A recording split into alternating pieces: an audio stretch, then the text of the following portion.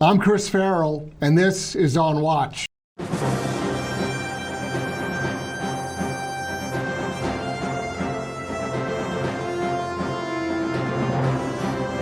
Welcome to On Watch, everybody. I'm Chris Farrell, and our show today is a really special one. We have in studio with us today Senator Gustavo Leite of Paraguay, and he's going to help us recover some lost history and explain some inexplicable details of facts and politics today.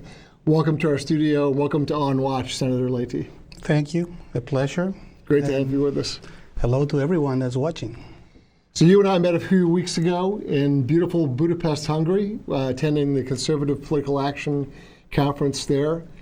And we hit it off, had a good time talking. I wanted to invite you today to On Watch, to our show, to talk about, or at least to bring some information to the American public about an area that they're probably not too familiar with, about a country that they're probably not too familiar with, but that they should be. And that is your home country of Paraguay. And so it's in the middle of South America, and it's landlocked, and it has an incredible history. Give our viewers and our listeners a little overview. What is special about your country? The late Augusto Roa Bastos said that Paraguay is an island surrounded by land. We have been there in the middle. We had been the most advanced country in Latin America in 1945. The first railroad, the first telegraph, the first iron ore mines and operations. Then, unfortune struck us with a Triple Alliance War, in which we took our three neighbors, Brazil, Argentina, and Uruguay. They decimated us. And just for context, that's the 1860s up to 1870? 1864 through 1870. And there's numbers that are outrageous, astounding numbers when it comes to the losses that Paraguay suffered in that Triple Alliance War. Yeah, we lost 90% of the male population. And 50% overall, right? You lost about half your population total. And the country was rebuilt by very strong, very valuable grandmas and mothers and their kids that were left from the war. We came back from that. And for some reason, we are a country that blended with the Spanish, because when the Spanish came in right after Columbus and stuff, 1537, when Juan de Salazar founded Asunción, the indigenous population were not hostile. They tried to see, who are these guys? And the blending started right away. Paraguay is a country where there are no social issues in terms of race, color, and so on. Right. And I think that was good. And so it's not like in Peru there was a conquest, or in Mexico there was a fight to impose the Spanish culture. But in the end, when the Franciscans and the Jesuits came in the 1700s to try to educate us, the indigenous people were very smart and said, you learn our language if you want to educate us. We're not going to learn your language. And that was the preservation of a native language, which is Guarani, which is still spoken. Yeah. And that is a radically different history than a lot of other places in Central and South America, where a lot of times the indigenous population is wiped out, or nearly wiped out. Yeah, because if you look at Quechua and Aymara culture in the Altiplano, Peru, Bolivia, they speak it. But it's not spoken in the capital, or it's not spoken at doing business. In Paraguay, if you're into farming, cattle farming, which is 40% of our economic activity, if you don't speak to your people in Guarani, yes, they'll understand Spanish, but it's so much easier, so much better doing it in our native language. Very interesting. Even playing soccer, when we have international friendlies or international real matches, we talk to each other in Guarani so the adversary doesn't know what we're going to do. Secret code.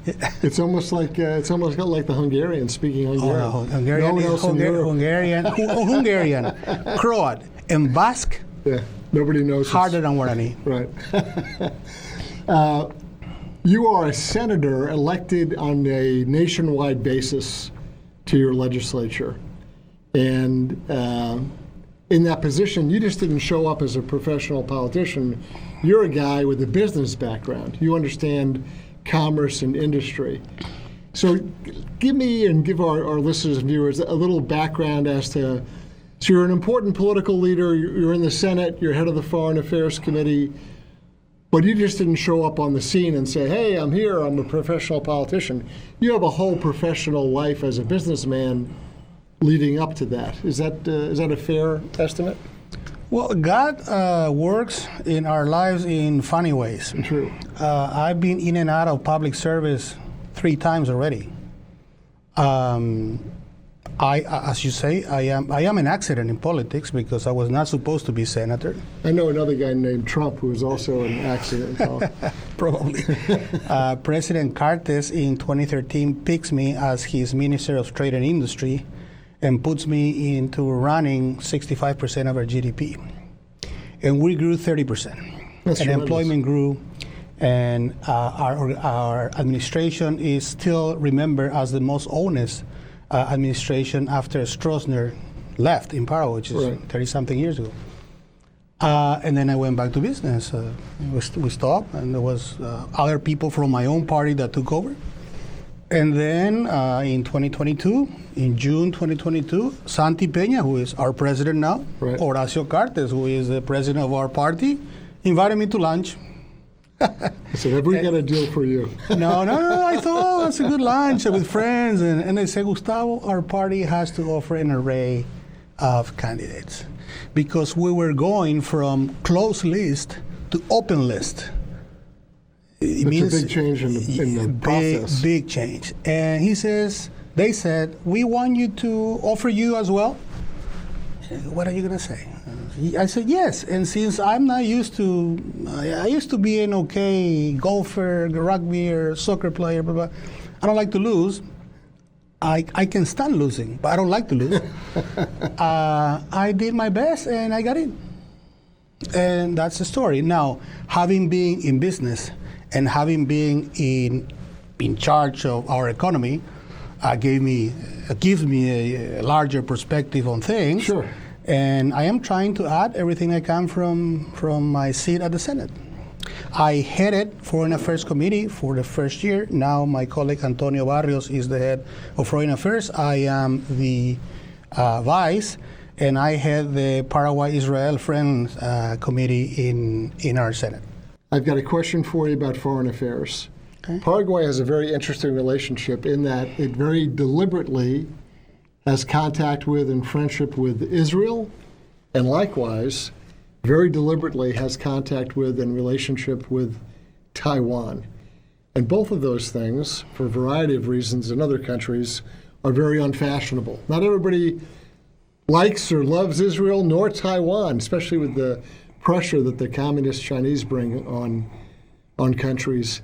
Give me a little insight into why your country has taken that position with both countries. I think they are about the same time because Israel was created in 1947, 1948. Right. And Chiang Kai-shek was sent out of Beijing in 1949. I think that Israel has to do with our Judeo-Christian grounds. I mean, we are a very Catholic, very Christian country. Very, very many Catholic, some evangelicals. And if you read the Bible, I mean, Jerusalem, Zion, in the Old Testament, so we relate to that. Sure. And nobody can deny that 3,000 years ago, King David was the king of Israel and the capital was Jerusalem. Right. And there were no Palestine. There wasn't Palestine. Palestine is an invention of the Romans to designate a certain piece of land where they all then did the diaspora and took out all the Jews from it. In the case of Taiwan, I think it has to do with the beginning of the Cold War. Chiang Kai-shek, of course, was an ally of the U.S., and we were very much an ally. We had been forever a very good ally of the U.S., and Stroessner then decided that we had to stay in that axis, And Taiwan developed into a very prosperous free market economic democratic country. Absolutely, yeah. And we just started a cooperation, and very few people know that as part of the work of President Cartes, myself, and a group, Paraguay now holds one of the best polytechnic universities through Taiwanese cooperation. Interesting. Very So interesting. we are educating Paraguayan youth with what everybody wants, which is the technology of Asia, Right. in association with Taiwan Tech and with the government of Taiwan. Taiwan is already our second largest market for beef, and now it's going to open up for pork. When it comes to Israel, I think the 4.0 version comes when President Cartes decides, after President Trump, in 2018 already, to move the embassy from Tel Aviv to Jerusalem to make a statement. Yeah.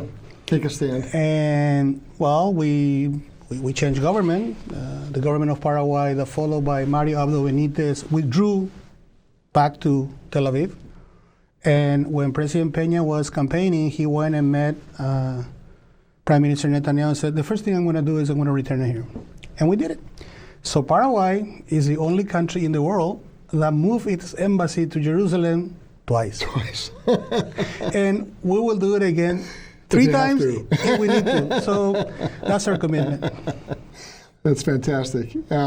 Staying in the world of foreign affairs and foreign involvement, President Trump, of course, in his efforts with the Doge team, trying to uproot all kinds of fraud, waste, and abuse in our country, one of the principal targets was the U.S. Agency for International Development, USAID.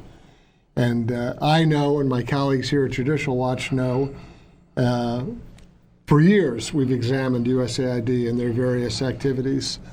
What was the relationship? What was the activities and the conduct of USAID with respect to Paraguay?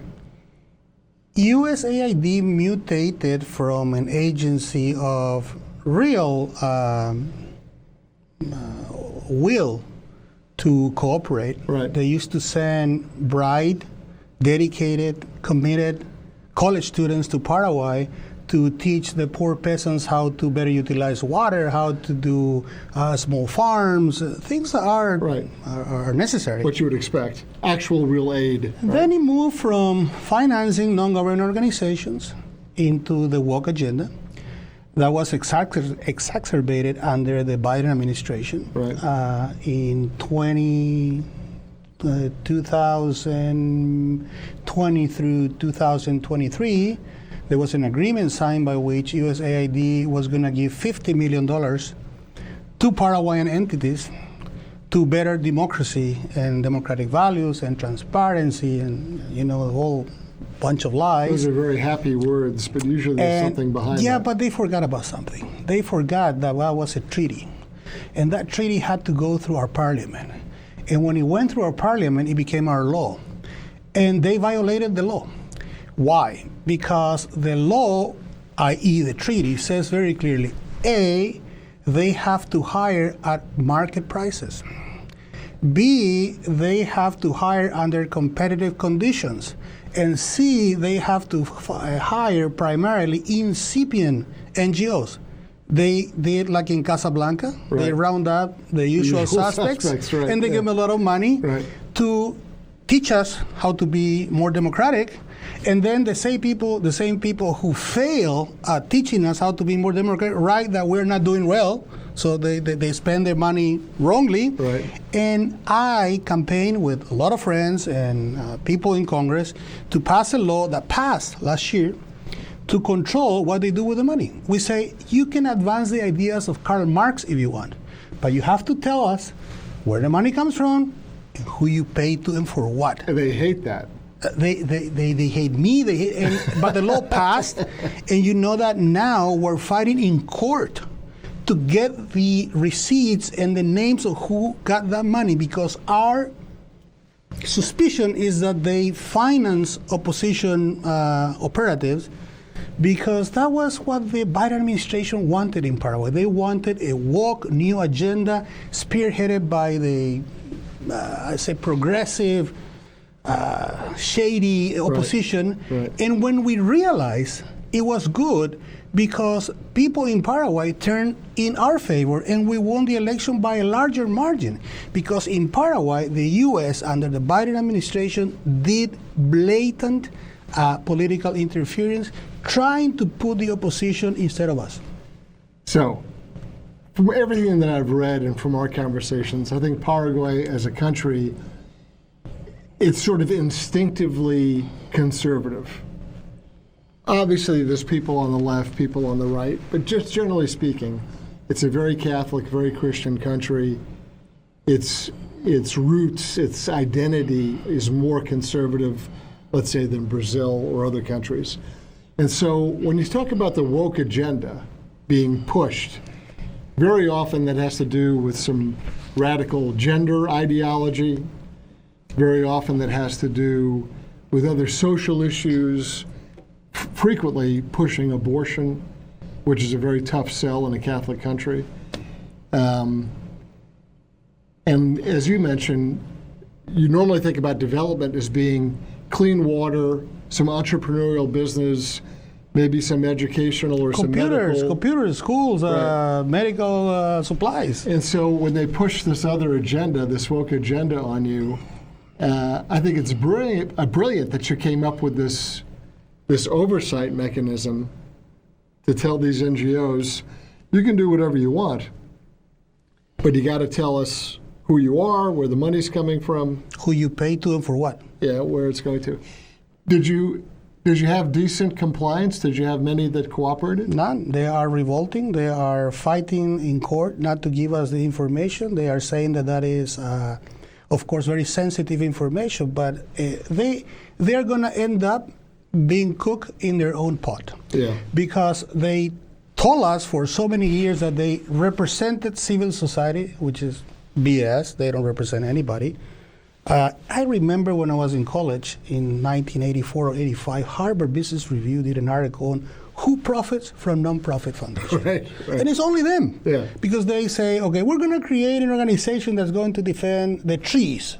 And they're going to get money. Who gets the money? Them. Yeah. Show me results. No Show me. results. There's no results. And in the end, these wore them out completely because they were the good guys in society, and now they are the hidden part of the people who teach us transparency when it comes to us. When it comes to them, no. When it comes to them, that's secret. And Europe and the European Union team up with the U.S. in the last 5 years. Now the U.S., luckily, Mr. Trump and Mr. Rubio are clamping down on money from USAID going for other purposes and real help. Right. And Europe is now our problem because Europe is not stopping. Europe is a disloyal friend. Does the European Union, do they realize that Paraguay is in South America? Well, What do they? I don't think they care. What are they doing? Why is the European Union trying to poke at or influence your country? It doesn't make sense. Because the European Union is, as Margaret Thatcher put it, nations that are trying to remain nations with a bureaucracy in Brussels trying to make them what they don't want to be. Right. And the bureaucracy of Brussels decided that the progressive agenda is what they have to install everywhere they're going to give money to. And Paraguay is not a funny place for them because we don't say yes to everything, although we in good faith believed up until 2 years ago that they wanted to cooperate with us in good faith. Because in all the fine, marketing of what they do is they're good. Who would be against gender equality? Only gender for us is man and woman. For them, gender is LGTB, pangender, progender, supergender. 72 different. So, there is an agenda there. But their marketing, their language is always good. I remember they're great marketers. This is from the 1990s. There was a commercial with Bill and Hillary Clinton, and it's a picture of them. It's a long shot, picture of them getting off a helicopter and walking towards the White House. And it's Hillary Clinton's voice over the image. And she says, "We're fighting for the children. Whose side are you on?" Which children? Right. But I mean, like, so, okay, yeah, who's going to say, yeah, we're against children? I mean, but that's part of the game, right? They try to capture the language. They try to frame up the issue so that if you don't agree with them, you're obviously a monster, right? Well, imagine that, as I said, we awoke to this 2 years ago when we started our period, and there was a movement in our own Colorado party that said we want to abolish the cooperation agreement on educational transformation that the EU was paying 17 million euros given to NGOs to get better education, which of course didn't happen. Well, it's all LGBTQ is the underneath, all abortion underneath. Yeah, women's reproduction rights. That's not abortion. It's women's reproduction right. Gender LGBTQ is gender equality, because that's the millennials and the 2030 agenda and so on. And I always say to them, do you think that Putin didn't sign that? Do you think that King Salman didn't sign? Of course they signed that. Who would be against equality between men and women? Right. Only in our culture and in Arab culture or in Russian culture is how they do it. And they want to push us. So Europe is playing a very, very dangerous game with us, because we're going to end up fed up with them, and they're going to lose a very good friend. That's what's going to happen. Yeah, that's the long term. I mean, Europe is in a position now where Europe is losing European, besides Brexit. There's other countries in Europe. A lot of the people that are organized under Patriots for Europe are a good example of people who are just fed up. Tell you how hypocritical is Europe. They passed what they call Resolution 1115, which was designed to protect their agribusiness. And they said products that come from Paraguay may be suspicious because of deforestation. We have our own laws. They have to respect our laws. But they're not suspicious about China. China is the largest polluter of the world, but with China they have a great relationship. Yeah. And those things, fortunately, today come out in public. Yeah. People speak about it. Are these things that are social networks and so on. And in the end, Europe is playing a very dangerous game, because the Mercosur Europe Free Trade Agreement has not been signed because of hypocrisy of Europe, trying all the time to push us farther and farther. And there's going to be a revolt in the farmers in Latin America or in Mercosur. They're going to say, we don't want you anymore. Explain what Mercosur is and how important it is to you. Mercosur is our own version of a common market between Brazil, Argentina, Paraguay, and Uruguay, with associated countries like Chile and Bolivia. It was designed as a free market area. Right. Unfortunately, under socialism of the 21st century, it became a club of ideology, which we're slowly getting out of through Milei and through Cartes and now Peña. And it's led by Brazil. It has tremendous potential, though. Of course. I mean, we produce 60% of all the food in the world and the future food in the world. And it's the next fight between China and the U.S. And it's something that I came here to alert our friends in Congress here in the U.S. is, hey, watch out. China is going to enter Paraguayan politics with dirty money and going to try to take us out, and is going to try to get the opposition in, to get the woke and get China in to control our resources. And we don't want that. So there are many geopolitical wars to be played again in our part of the world because we produce food. So if you look at what Mercosur produces, it produces already more than Iowa, Nebraska, Kansas, and the whole Midwest of the U.S. So, and we can grow still exponentially, and your frontier is already in Minnesota. So the alliance has to be the U.S. with Mercosur. Yep. The alliance doesn't need to be Paraguay or Mercosur with Europe. They're broke. They are an open-air museum. An open-air museum, a progressive open-air museum. That is a very good one. Tell me That's the best line I've heard in a Europe. while. Tell me what Europe does better or more competitively in the world, except for a little bit in Germany still, Yeah. and Champagne and Rochefort and things like that. Nothing. Europe is not competitive, and they're trying to impose their uncompetitiveness into our farming sector. So there are many things that are going to happen that are interesting in our part of the world. Yeah, that's why I wanted to touch on Mercosur, because of the potential. I know there's a lot of political obstruction because of Brazil, other issues, but fully energized, fully motivated, it is a powerhouse for incredible trade. And like you said, 60% of the world's food. Paraguay itself has tremendous cattle and soy, right? That's the two big We agribusiness started with products. cattle and soy, but now we're exporting industrialized products. I mean, Paraguay is in a process of transforming our energy, which is hydro, clean. Everything the world wants, Paraguay has, clean energy. A lot of. Dam project in particular. Yeah, you put in water, comes out dollars. Spectacular project. And that's going to end up, of course, but we have to keep rebuilding and putting more energy into our grid, and it will be done.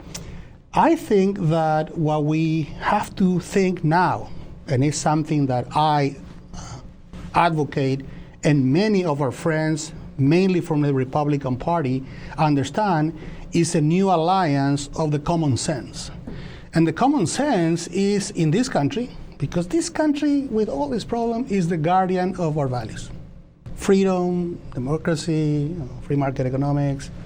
And we need to have better relations with the U.S. We are at a point in which we used to be run by the ambassador who was the vice king. And we said, the political people I speak to, my own party, the Colorado Party, which is the guardian of the Paraguayan ship, we said, no, we need to be better represented in Washington. We need to talk to legislators. We have to have good friends with business in the U.S. because the next alliance to me is Mercosur with the U.S. It's not Mercosur with Europe. And it's Mercosur with the U.S. in a friendly, free market with Asia. The markets of Japan, Indonesia, Malaysia is bigger than, than the U.S. There's people that would look at that and say, well, wait a minute, you're producing the same stuff we do. We're actually competitors. We're not allies. We're not cooperative on this. You're doing cattle and soy and many other things, but that's what we do. I don't agree with this, in my opinion, but that's sort of a closed way of looking at it. It could be a point in the 1950s where the markets were small. Right. If we, who are 300 million, 400 million with Canada and everything here, Right. plus us, make it 700 million, 800 million people, produce food for the 8 billion, aren't we better off than the other? And aren't we more intelligent if we do it together? Right. Because there's enough market. That's my point. And thank you for answering it that way, because the real objective is for us to then feed the rest of the world. And that's the market. Where will Japan grow soybean or Cattle. Or cattle in the middle of the rocks? Yeah, exactly. I wanted to give you one little bit of good news. And where will China do soybean on their spoiled land? Are they going to do it on rare minerals? We can't. Exactly. We hold the cards. But we don't hold yet is the alliance. We need brilliant minds to sit together and say, let's design the next 40 years. And Paraguay wants to have a privileged relation with the U.S. And I think that's an excellent idea. And I wanted to give you one thing that just popped into my head that you mentioned earlier about being frustrated about the NGOs not revealing where their money is going. This just happened in the last couple of weeks. We had asked the USAID, who are you giving money to in Gaza? And They don't know. the Department of Justice got in front of a federal judge and said, we don't want to tell Judicial Watch who we're giving money to in Gaza. And the judge said, well, why? and the Justice Department attorney representing the State Department said, if we tell Judicial Watch, then the Israelis will kill them. I'm not kidding. This was said in a U.S. federal court. We're going to get this fixed. The judge has lost his patience on this. We have a right to know where the money's going. And so it's your taxpayers' money. Right. And so, but that just also tells you. And your taxpayers' money also went to Paraguay, and they threw away $50 million. And it is in the best interest of the U.S. what we're doing now in Paraguay to try to find out who took the money. Right. And for what. And with no taxes. Yeah. Because that money, Bukele did something interesting. He said, I'm not going to worry about it. Bring all the money you want, but I'm going to tax you 30%, like the rest. Because the NGOs, in reality, they don't pay taxes. Right. And it was interesting because we found with one that was a project of $1 million to better transparency, whatever. Transgender ballroom dancing. That was in Peru. But that's a real thing in Peru. But and then they were left with $108,000. And when they submitted, because we did a by chamber, bipartisan investigating committee. Right. To understand this. And they say, well, since it was $108,000 left, we didn't give it back. We used it to create new projects. but if you were a company and you were left with $108,000, you would have paid 10% tax on that. Right. Well, that's how unfair the situation is with the NGOs. Of course they're nervous, and of course we're not going to stop. Good. Very good indeed. I know there's a lot of pressure from some of these outside groups on what they would call agrarian reform, which is like an old 1970s Soviet Union call to some kind of communist revolution. So they would always claim, as they were seizing farmland and killing farmers and trying to foment rebellion, they would always say it was agrarian reform. But there's an effort to try to leverage the indigenous people, the Guarani, and agrarian reform as an effort to create pressure on your government. Can you talk a little bit about that? In Paraguay, we have 406,000 square kilometers, roughly 40 million hectares, round numbers. About 1 million hectares, 5%, 2.5%, belong to the indigenous population. Right. It was given to them, and yes, they have different culture, different methods.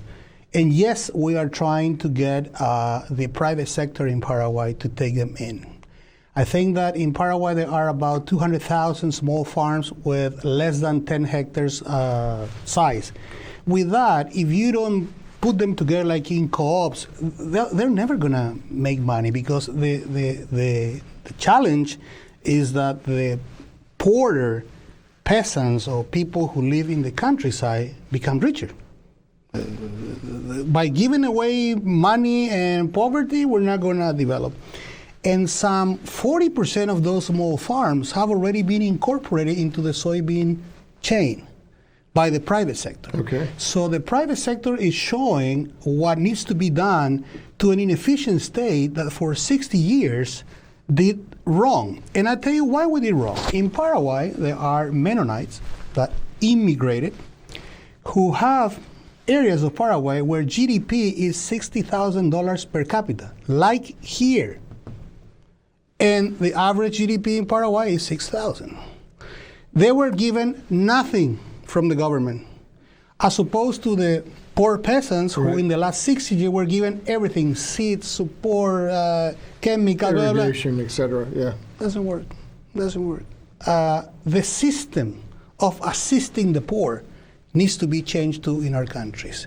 And the carrot for changing the poor into rich has to be work, make money, not wait for the government to come and give you things that unmaterialize in 5 days. Yeah. This is the story over and over again. I can give you, well, you know it better than I do, but I know many, many stories where people end up saying, well, I got all this stuff, and either I sold it or I'm waiting because in 2 weeks the truck comes and they're bringing me everything I need anyway, right? So it's It's a failed system. It's interesting, though, that Mennonites made their way to Paraguay. I mean, that's a very interesting... They made their way to Paraguay in 2027. There's going to be 100 years of their coming into Paraguay. They came and they gave it the worst possible area in the world. No water, mosquitoes, you name it. Right. You go there, it's paradise. prosperous. Yeah, sure. Prosperous. Yeah. But they have an ethics and they have a culture. They work hard, they pray, and then relax a little bit on Sundays because they forgot. Right. And then Monday morning, Back to work. we're back to work.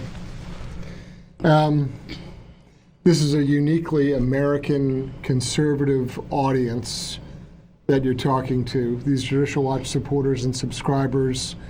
I tried to bring them, folks like yourself, from a different perspective, different view, different experience, because very often foreign policy or foreign relations, it's a tough sell. It's hard to get people interested and motivated to go, oh, well, why does that matter to me, right? Because an American sitting at home, they're paying the bills, they're taking kids to school, they have a job, they have a mortgage, they're busy with their life, and they don't necessarily, they consider things from the kitchen table, that's their view, which is normal. There's nothing wrong with that. Everything starts with the stomach. That's also true. But it's important, I think, that Americans, first of all, know about your country and that we're natural friends. We have every reason to be good friends and to cooperate, to do business together, to watch out for each other. It's in our interest, it's in your interest. The worst thing that ever happened in relations with Central and South America was John Kerry in 2013 going to the Organization of American States and announcing that the Monroe Doctrine was dead. What an idiotic thing to do. It's a shameful thing. The Monroe Doctrine isn't a penalty. The Monroe Doctrine means that we should all be working together. I view it in the best light. I don't view it in the colonial light. I view it in a way that says we should be cooperating and friendly with each other. And I think that this Trump 4.0 second term is a big opportunity to get into a new dialogue. I was looking at China sends you $30 billion of toys. Why don't we do them in Paraguay? With American money. Yeah. And Paraguayan money. We want to be partners. That's one thing that the American people need to. We don't want your money. We want your partnership.